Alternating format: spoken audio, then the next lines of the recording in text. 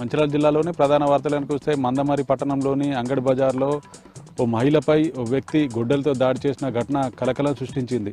అంగడి బజార్లో మంచినీళ్లు ఇవ్వలేదనే కోపంతో తాగిన మైకంలో గొడ్డలతో రాంబాయ్ అనే మహిళపై దాడికి పాల్పడ్డాడు కుమార్ అనే వ్యక్తి. మహిళకు తీవ్ర గాయాలు కావడంతో హుటాహుటిన స్థానికులు మంచిర్యాల ప్రభుత్వ ఆసుపత్రికి తరలించారు. పోలీసులు కేసు నమోదు చేసుకుని దర్యాప్తు చేపట్టారు.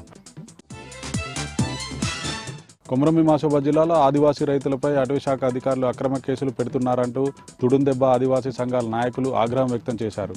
వాంకిడి మండలం వెల్గి గ్రామ పంచాయతీ చెందిన ఇద్దరు ఆదివాసీ రైతులు అటవీ ప్రాంతంలో చెట్లు కొట్టారనే నేపంతో వారిపై అక్రమ కేసులు పెట్టి రిమాండ్కు తరలించిన అటవీశాఖ అధికారులపై చర్యలు తీసుకోవాలంటూ వాంకిడి తహసీల్దార్కు స్థానిక ఎస్ఐకి ఫిర్యాదు చేశారు తుడుందెబ్బ ఆదివాసీ సంఘాల నాయకులు.